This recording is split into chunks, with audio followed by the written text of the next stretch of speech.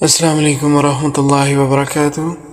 اعوذ باللہ من الشیطان الرجیم، بسم اللہ الرحمن الرحیم۔ اللہم صلی وسلم علی نبینا محمد صلی اللہ تعالی علیہ وآلہ وسلم۔ عزیزان من، آج ہم انشاءاللہ باذن اللہ سورۃ القریش سے اپنے سبق کا آغاز کریں گے۔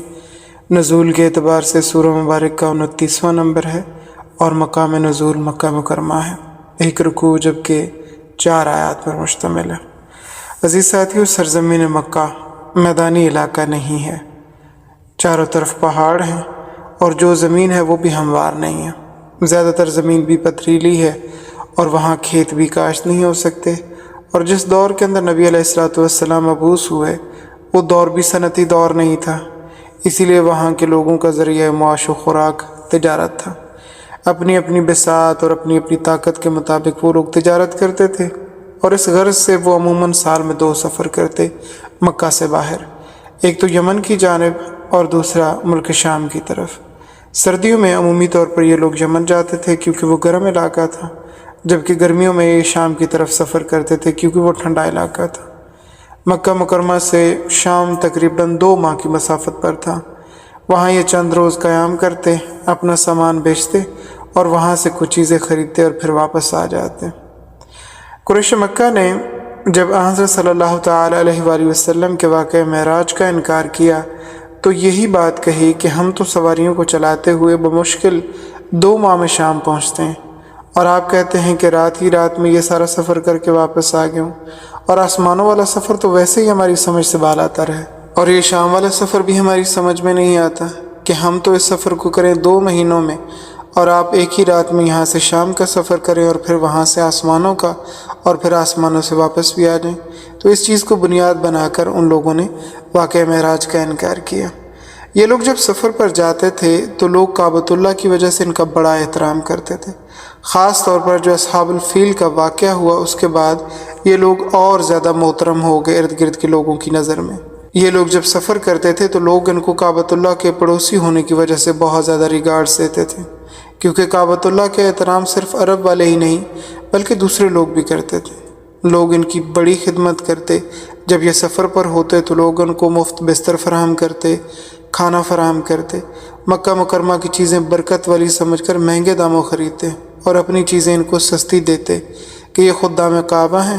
عام قافلے والوں کو حد الوسع ڈاکو نہیں چھوڑتے تھے، لیکن جب ان کو یہ پتہ چلتا کہ یہ لوگ کعبہ کے پڑوس سے آئے ہیں تو ان کو نہیں چھیڑتے تھے، اللہ ماشاء اللہ کوئی بد باطن قسم کا ہوتا تو الگ بات، لیکن عمومی طور پر ان کو سفری اطمینان نصیب تھا۔ اسی طرح جب یہ لوگ یمن جاتے تو راستے میں لوگ ان کی بڑی قدر کرتے، کھانے مفت دیتے، اور جو ان کی بساط میں ہوتا، جو ان کی طاقت میں ہوتا وہ ان کو پیش کرتے۔ ان سے چیزیں مہنگے داموں خریدتے اور ان کے آگے اپنی چیزیں سستی بیچتے، بلکہ بعض لوگ ان کو چیزیں مفت دے دیتے کہ تم لوگ کعبۃ اللہ کے خدام ہو، اسی لیے ہم تم سے پیسے نہیں لیں گے۔ گویا ان کو کعبۃ اللہ کی برکت سے جسمانی طور پر بھی امن ہوتا اور مالی طور پر بھی۔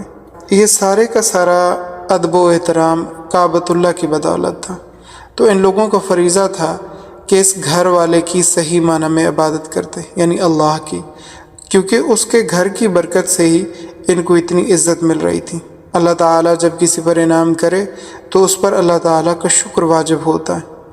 وہ کہے کہ اے پروردگار، تو نے مجھ پر انعام کیا ہے، صحت دی، جوانی اور طاقت دی، مال اور اولاد دیا، جائز کاروبار دیا، حلال روزی کا بندوبست کیا۔ رب تعالیٰ کے انعامات کی قدر کرنی چاہیے، اسی طرح کہ اللہ تعالیٰ کی عبادت کرے، رب تعالیٰ کے احکامات کے سامنے جھکے۔ لیکن عموماً اس طرح نہیں ہوتا، مال کے آ جانے پر لوگوں میں سرکشی آ جاتی ہے، بغاوت پیدا ہو جاتی۔ ایسی دولت کا کیا فائدہ جس کی وجہ سے انسان نماز سے رہ جائے، دین سے دور ہو جائے۔ اللہ تعالیٰ محفوظ فرمائے، مال فی نفس ہی برا نہیں ہے، اگر جائز طریقے سے کمایا جائے اور آخرت سے غافل نہ کرے تو مال برا نہیں ہے۔ اگر مال فی نفس ہی برا ہوتا تو اس پر عبادات موقوف نہ ہوتی۔ اب دیکھیے، حج رکن اسلام ہے اور وہ مال پر موقوف ہے، یعنی جس کے پاس مال نہیں ہے اس پر حج فرضی نہیں ہے۔ ایسے ہی قربانی ہے، یہ عبادت ہے، واجب ہے، مگر اس پر ہے جس کے پاس مال ہوگا۔ لہٰذا دونوں کے درمیان فرق کو صاحب التفسیر نے بڑے واضح طور پر سمجھایا ہے کہ اگر مال جائز طریقے سے ہو اور آخرت سے غافل کرنے والا نہ ہو تو یہ جتنا بھی زیادہ ہو کوئی حرج نہیں ہے۔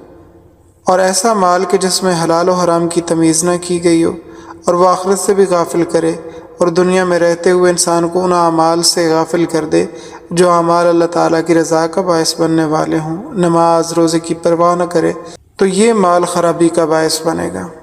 قریش مکہ کو کعبۃ اللہ کی وجہ سے امن حاصل تھا، عزت حاصل تھی، رزق ملتا تھا، ان کو اس کی قدردانی کرنی چاہیے تھی، لیکن ان ظالموں نے بجائے رب تعالیٰ کی عبادت کے 360 بتوں کی پوجا شروع کی، اور ظلم یہ کیا کہ یہ بت لا کر انہوں نے بیت اللہ شریف کے اندر رکھ چھوڑے۔ اللہ تعالیٰ فرماتے ہیں لإیلاف قریش، ایلاف کا معنی ہے مانوس کرنا، محبت ڈالنا، تو معنی ہوگا اس اعتبار سے اس واسطے کہ مانوس رکھا قریش کو تجارت کے لیے، وہ جہاں بھی جاتے تھے لوگ ان سے محبت کرتے، ان کا ادب و احترام کرتے اور ان کا اکرام کیا کرتے تھے۔ قریش کو قریش کیوں کہا جاتا ہے؟ اہل لغت اس کے متعلق بہت سی باتیں بیان کرتے ہیں۔ ایک یہ کہ قریش کا معنی ہے جمع کرنا، اور یہ لوگ چونکہ تجارت کے ذریعے سے مال جمع کرتے تھے، کیونکہ ان کو معلوم تھا کہ ہمارے پاس زرعی زمین نہیں ہے، باغات نہیں ہو سکتے، کھیت کاشت نہیں ہو سکتے، لہٰذا اہل و عیال کا خرچ جمع کرنے کے لیے وہ تجارت کے ذریعے سے مال جمع کرتے، اسی لیے ان کو قریش کہا جاتا۔ اور قاموس اللغات جو لغت کی مشہور اور مستند کتاب ہے، اس میں بھی لکھا ہوا کہ نضر بن کنانہ جو حضرت صلی اللہ تعالیٰ علیہ وآلہ وسلم کے اجداد میں سے تھے، وہ بڑے بہادر تھے اور ان کو بہادری کی وجہ سے قریش کا لقب ملا۔ ایک موقع پر حضرت امیر معاویہ رضی اللہ تعالیٰ عنہ تشریف فرما تھے، حضرت عمر بن العاص رضی اللہ تعالیٰ عنہ بھی موجود تھے، وہاں پر حضرت عبداللہ بن عباس رضی اللہ تعالیٰ عنہ تشریف لائے۔ حضرت عمر بن العاص رضی اللہ تعالیٰ عنہ سے دریافت کیا کہ اہل قریش آپ کو بہت بڑا عالم مانتے ہیں، بتائیے تو صحیح کہ یہ قریش جو نام پڑا ہے اس کی وجہ کیا ہے، یعنی قریش کو قریش کیوں کہا جاتا ہے، وجہ تسمیت و بیان فرمائے۔ تو انہوں نے فرمایا کہ سمندر کے اندر ایک جانور پایا جاتا ہے جو بہت طاقتور ہے، وہ سب کے اوپر قابو پا لیتا ہے مگر کوئی اس کے اوپر قابو نہیں پا سکتا، اسے قریش کہا جاتا ہے۔ لہٰذا یہ جو خاندان قریش تھا یہ بھی ایسے لوگ تھے جو سب کے اوپر حاوی تھے مگر کوئی ان کے اوپر قابو نہیں پا سکتا تھا، کوئی ان کے اوپر حکومت نہیں کر سکتا تھا، اس بنیاد پر ان کو قریش کہا گیا۔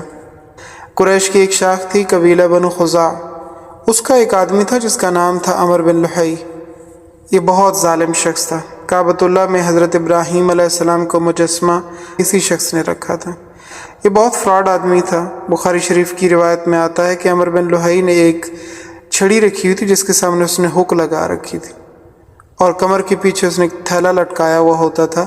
لوگ جب طواف کرتے یہ دیکھتا جس کے کندھے کے اوپر کوئی بہترین شال کوئی کپڑا پڑا ہوا ہوتا، یہ اس کو اس ہک کی مدد سے اٹھا لیتا، اگر کوئی دیکھ لیتا تو کہتا غلطی ہو گئی، اور اگر کوئی نہ دیکھتا تو اس کے مال کو چرا لیا کرتا تھا۔